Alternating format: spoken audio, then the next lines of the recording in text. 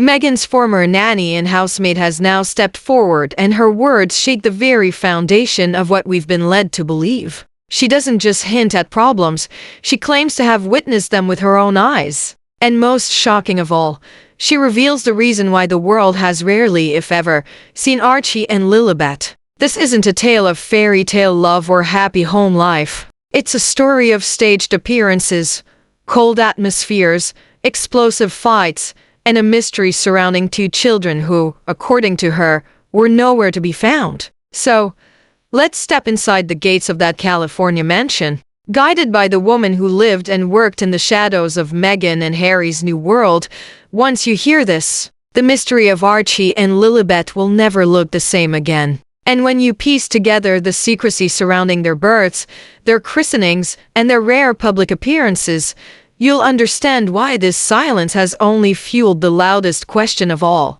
What are Harry and Meghan really hiding? It starts with one of the most unusual job requirements you'll ever hear. Sources familiar with Meghan Markle's nanny search claim that one of her private conditions was simple but very specific. The nanny must not be too attractive. No glamorous looks, no polished camera-ready style. In plain terms, plain was the goal. On paper, the position looked like any other high-profile childcare role. Experience, discretion, and the ability to care for royal children. But behind closed doors, insiders say there was a quiet, unspoken standard. The successful candidate had to blend into the background, not just professionally, but physically. Why? Those close to the process suggest it wasn't about jealousy in the tabloid sense, but about control. Meghan wanted to be the center of her household's image, the one who stands out in photos, the one who commands the room. A glamorous nanny, even unintentionally, could shift attention.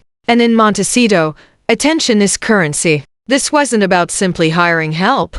This was about guarding the brand, setting boundaries before the first bedtime story, and making sure the family narrative stayed exactly where Meghan wanted it. The public ad made it sound straightforward. Childcare experience, confidentiality, and professionalism, but according to people close to the process, the real checklist, the one you'd only hear once you were deep into the interviews, was far stricter. First, you had to be available every hour of the day, every day of the week. Not just on call, but fully ready to drop everything for the family, even in the middle of the night. Second, no romantic attachments. That meant no spouse, no live-in partner, no boyfriend or girlfriend waiting at home. Meghan and Harry wanted a nanny whose personal life wouldn't compete with the job. Third, no children of your own. The role demanded complete dedication to Archie and Lilibet, and allegedly there was a belief that a nanny's own family would split that focus.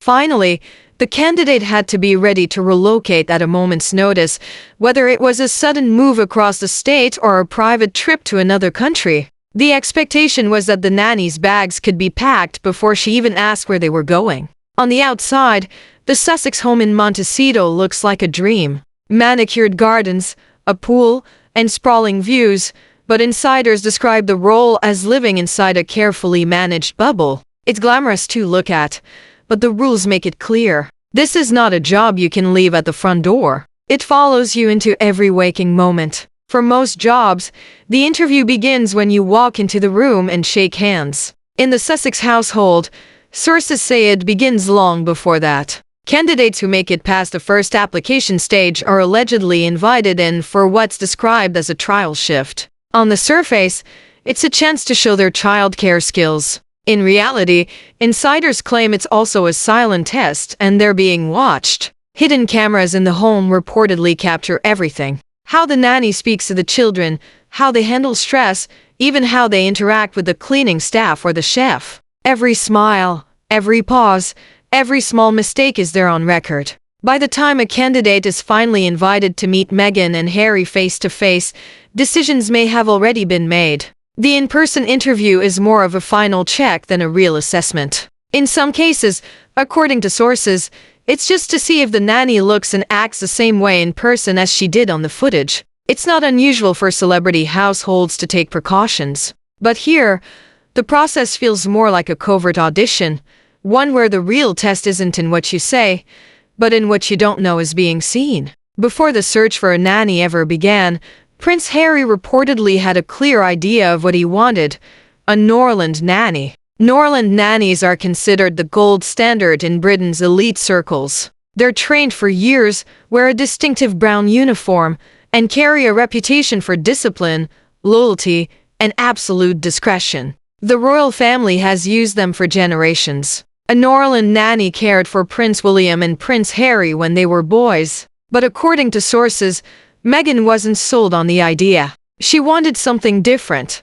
A caregiver who felt more like part of the family than a member of staff. No formal uniforms, no strict adherence to old royal routines. Instead, a modern approach, flexible schedules, personalized care, and a style that matched a California lifestyle rather than Buckingham Palace tradition. It may sound like a small disagreement, but insiders say this early divide set the tone for every childcare decision that followed.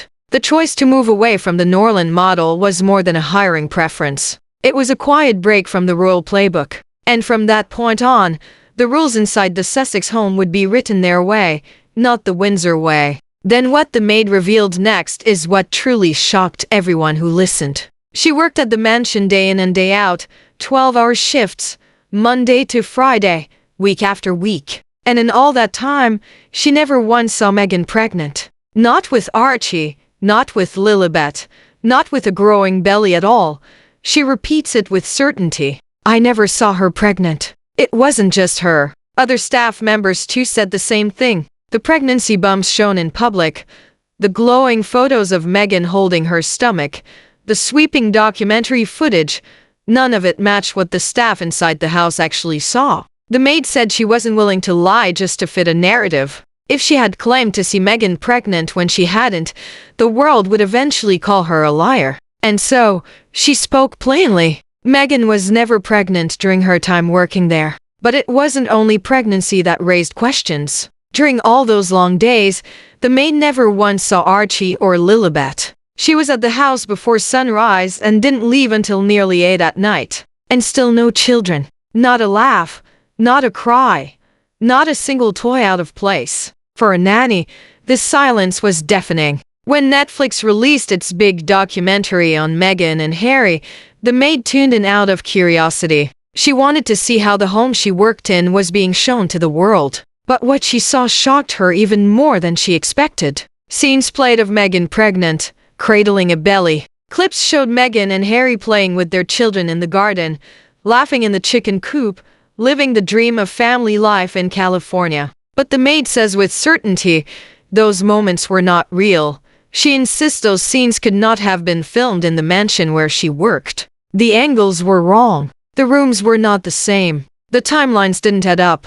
And most importantly, Meghan was never pregnant in that house. It left the maid stunned. To her, the documentary was not a window into the truth, but a crafted illusion. A production designed to convince the world of a story that didn't exist behind the gates. The mansion wasn't just a stage. It was also a fortress. According to the maid, staff were stripped of their privacy the moment they stepped inside. Phones were taken away at the gate. Bags were checked for hidden devices. Any chance of capturing an unfiltered glimpse of Meghan or Harry's private life was shut down before it could begin. Inside those walls, nothing was left to chance. Every visitor, every worker, every staff member was kept under strict control. To the maid, it felt less like working in a family's home and more like serving inside a place where every move had to be hidden, every truth locked away. This secrecy only fueled her suspicions. Why confiscate phones? Why watch the staff so closely? What were they so determined to hide? Of all the details in the Netflix documentary, none stood out to the maid more than the garden and the chicken coop. To the outside world, this became a symbol of Meghan and Harry's simple life. Oprah even filmed a now-famous moment there where Meghan and Harry smiled and talked about raising their children among the animals. But the maid swears the reality was very different. Yes, there was a chicken coop. Meghan did go there often, but not with her children. The maid insists she never saw Archie or Lilibet in that garden or anywhere near those chickens. Instead, what the world saw as a wholesome family moment may have been something else entirely. A carefully staged photo opportunity designed to sell the story of a happy, hands-on mother. For the maid, the coupe wasn't a playground for children. It was a prop. Skeptics may question her, but the maid herself insists she has nothing to gain. She isn't selling tabloid stories or chasing fame. She's a hard-working woman who spent long, grueling days inside that mansion. 12 hours a day, 5 days a week. She saw the truth behind the glossy magazine covers. She reminds us that it is often those working in the background who see the most. She knows her words will be picked apart, doubted, even ridiculed. But she stands firm. "I will not say Meghan was pregnant when she wasn't," she told the interviewer. And she repeats again and again, she never saw the children.